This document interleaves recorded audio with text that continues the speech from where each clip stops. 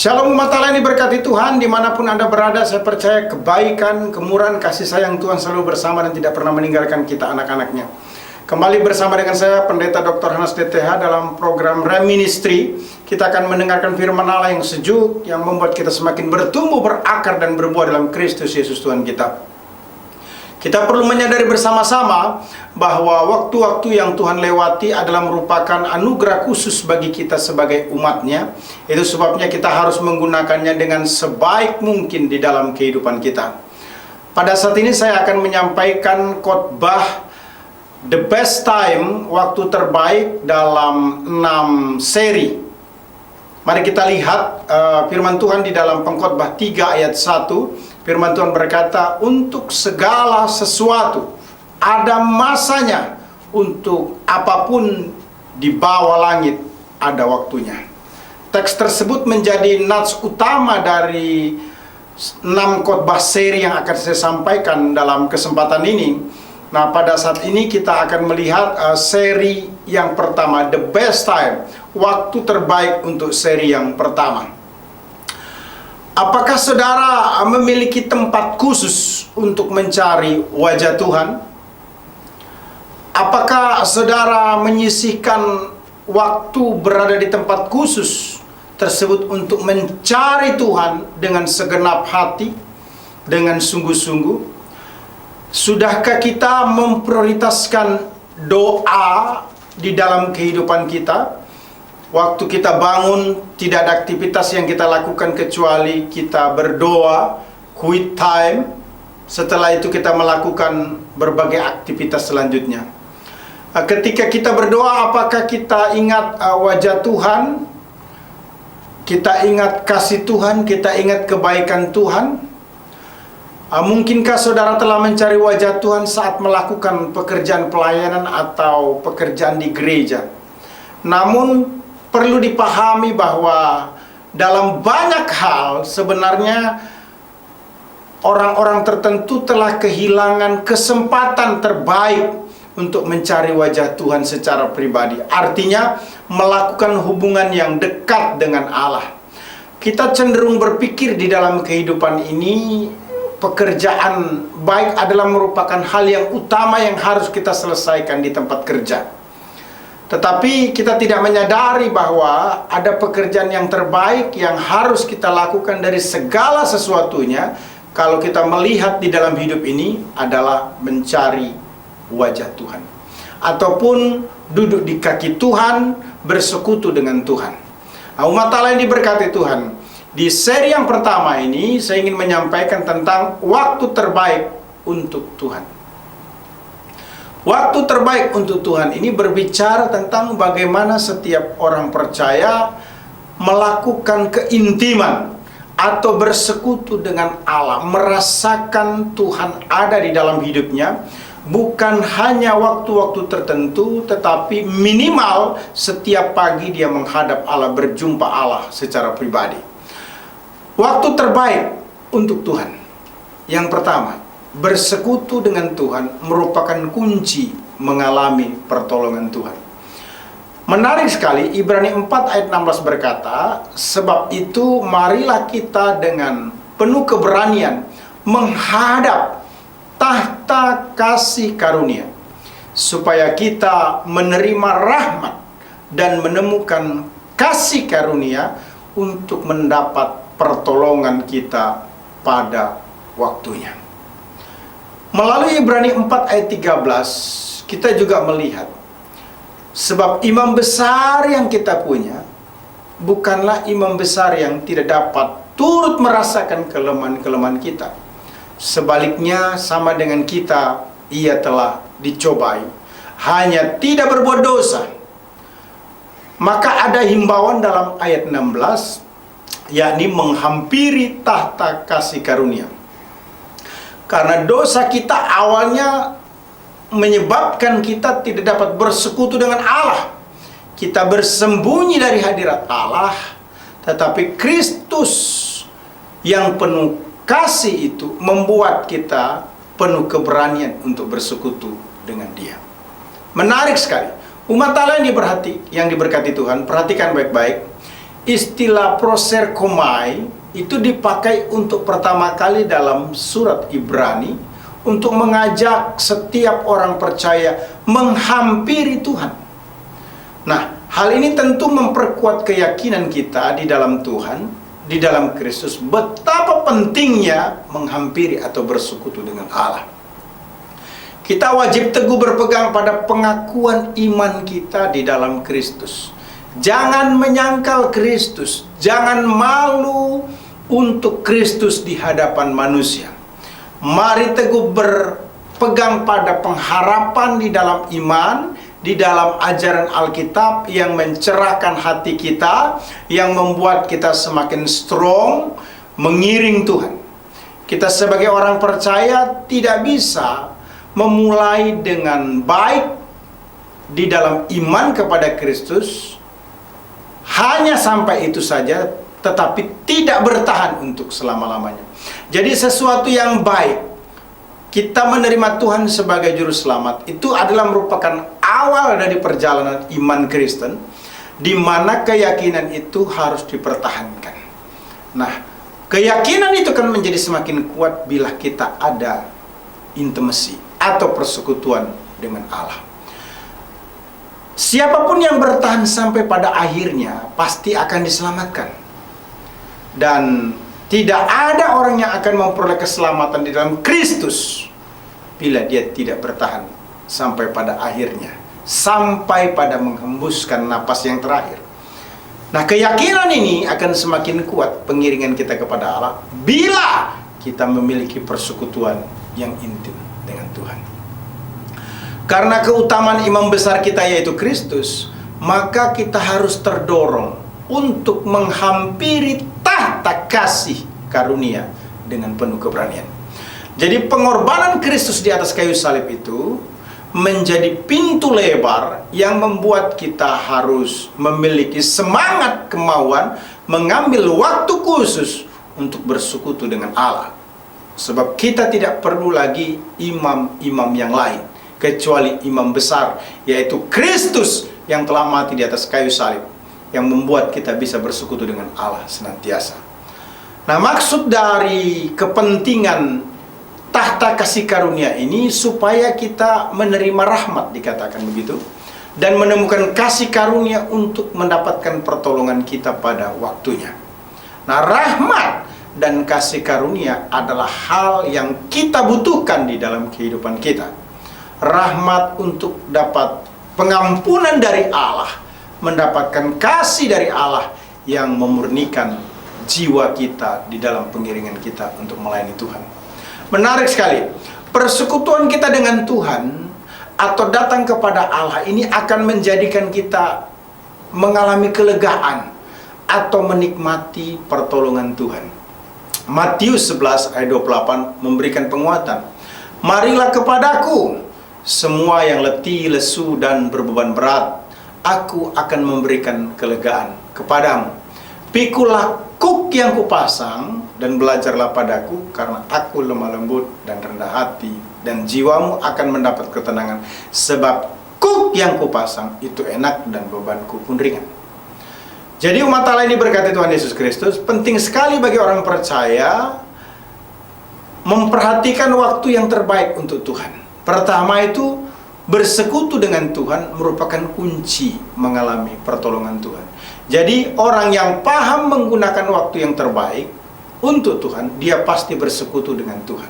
Mengapa? Persekutuan kita dengan Tuhan itu mendapatkan sesuatu yang baik untuk kepentingan hidup kita. Alkitab berkata, ketika kita datang kepada Dia, kita mengalami kelegaan, kita mengalami pertolongan, kita menemukan jalan keluar atas setiap masalah di dalam kehidupan kita.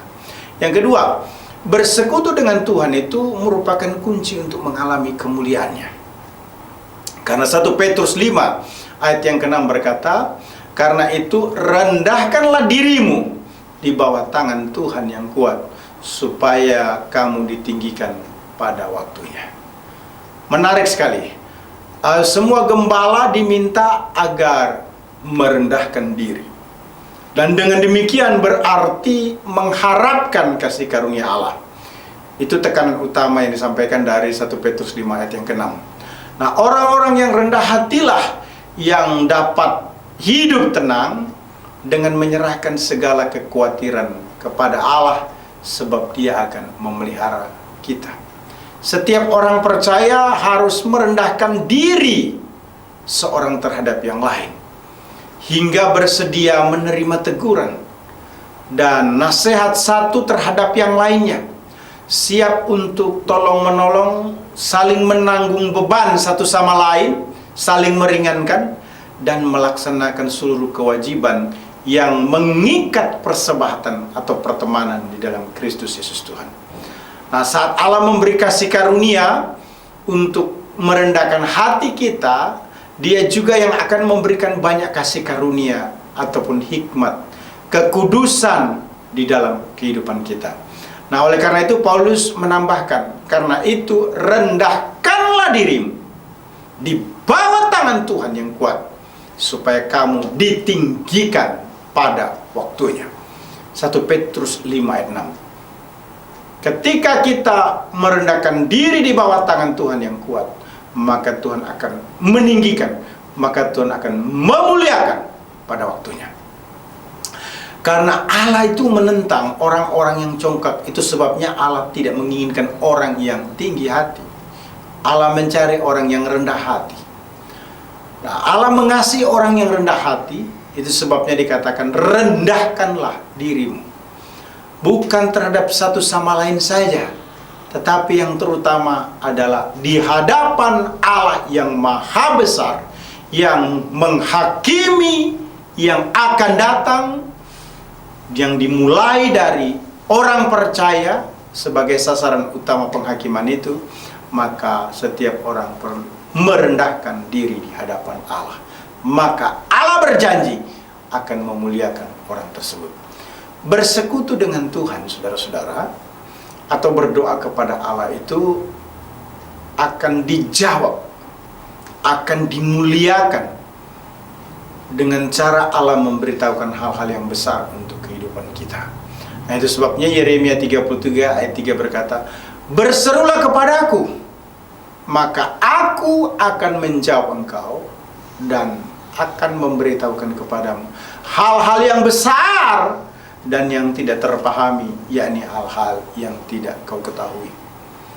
Menarik sekali. Bersekutu dengan Allah itu membuat kita dimuliakan. Kenapa? Saat kita berdoa, saat kita intim dengan Tuhan, Tuhan berbicara secara pribadi melalui rohnya, melalui firman-Nya, untuk memberikan hikmat pengertian kepada kita apa yang harus kita lakukan. Dia memberitahu hal yang besar, yang misteri, sehingga kita akan mengambil satu keputusan, baik untuk rumah tangga, bisnis, studi, apapun juga, sebagai keputusan yang terbaik. Itu sebabnya bersekutu dengan Tuhan itu membuat kita dimuliakan. Menarik sekali. Umat Allah yang diberkati Tuhan, gunakan waktu yang ada sebagai waktu yang terbaik untuk Tuhan. Bersekutu, membangun keintiman dengan Allah. Yang pertama, bersekutu dengan Tuhan merupakan kunci mengalami pertolongan Tuhan. Yang kedua, bersekutu dengan Tuhan merupakan kunci untuk mengalami kemuliaannya. Yang ketiga, bersekutu dengan Tuhan merupakan kunci diberkati secara finansial. Ini penting sekali. Mazmur 104 ayat 27 berkata, "Semuanya menantikan engkau, supaya diberikan makanan pada waktunya." Umat Allah yang diberkati, Allah adalah pemberi. Allah adalah pribadi yang sangat murah hati bagi setiap orang percaya. Allah memberi makanan kepada setiap orang percaya. Allah membuka tangannya, dan setiap umatnya akan dikenyangkan oleh Allah dengan kebaikan di dalam kehidupan ini. Allah menyokong bala tentara sorga dan juga bumi. Bahkan makhluk-makhluk yang paling hina sekalipun tidak luput dari perhatian Allah. Tangan Allah begitu terbuka ketika memberikan kelimpahannya, dan Ia adalah tuan rumah yang agung dan baik, yang akan memberikan persediaan bagi setiap orang percaya. Umat Allah yang diberkati Tuhan, Setiap orang percaya yang menantikan dengan sabar, ya, pemberian dari Allah akan diberikan yang terbaik dari Allah, karena Allah sangat mengasihi orang tersebut. Manusia yang mencari makanan sesuai dengan naluri alamiahnya akan ditempatkan, dipimpin oleh Allah untuk menemukan apa yang menjadi kepentingan atau kebutuhannya. Manusia akan melakukan berbagai kegiatan yang menjadi bagiannya dengan pertolongan Tuhan, sehingga dia menemukan makanan. Demikian pula untuk apa yang dikerjakan di dalam kehidupan ini. Pimpinan Tuhan di dalam kekuatan kuasa Roh Kudus, akibat dari hubungan yang dekat dengan Allah, membuat kemanapun kita pergi, Tuhan bersama. Apa yang ada dalam pikiran kita diberkati, apa yang kita kerjakan dengan tangan diberkati, kemanapun langkah kaki kita pergi diberkati Tuhan. Manusia harus melakukan tugas dan tanggung jawabnya, tetapi Roh Kudus akan memimpin orang tersebut di dalam kuasa kekuatannya. Umat Allah yang diberkati Tuhan Yesus Kristus, penting sekali di dalam kehidupan kita sebagai anak-anaknya untuk memahami bahwa apa yang diberikan Allah kepada manusia dipungut, namun tidak berharap kepada Allah sebagai Sang Pencipta, maka apa yang dikerjakan itu tidak akan menjadi lebih besar. Ketika tangan kita mengambil, memungut sesuatu, apa yang kita kerjakan, kita percaya Tuhan bersama dengan kekuatan doa, bukan berkurang, tapi semakin bertambah, yang artinya diberkati oleh Tuhan. Nah, itu sebabnya Alkitab berkata, kita akan dikenyangkan dengan kebaikan Tuhan. Mereka tidak menginginkan apa-apa lagi selain daripada yang dipandang cocok oleh Allah bagi mereka. Mengapa? Karena apa yang dikerjakan itu dalam pimpinan Roh Kudus sesuai dengan kehendak Allah. Bersekutu dengan Tuhan itu menjadikan kita merasa Tuhan menyertai kita. Matius 18 ayat 20 berkata, sebab di mana 2 atau 3 orang berkumpul dalam namaku, di situ aku ada di tengah-tengah mereka. Jadi ketika kita berdoa, Tuhan bersama dan tidak meninggalkan kita, sehingga kita akan melihat tangan Tuhan yang hebat untuk memimpin dan memberkati secara finansial. Bersekutu dengan Tuhan itu menjadi kunci diberkati atau menerima apa saja yang kita perlukan, termasuk keperluan finansial.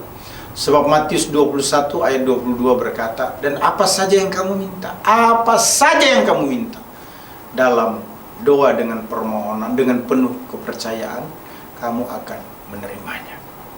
Jadi ada power dari doa itu, ada kuasa dari setiap doa itu. Umat Allah yang diberkati Tuhan, waktu terbaik untuk Tuhan adalah keintiman atau bersekutu dengan Tuhan.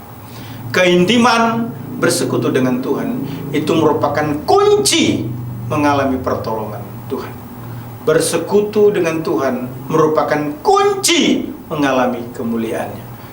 Bersekutu dengan Tuhan merupakan kunci diberkati secara finansial. Saya percaya bahwa renungan ini membuat kita strong untuk mencari Tuhan setiap waktu.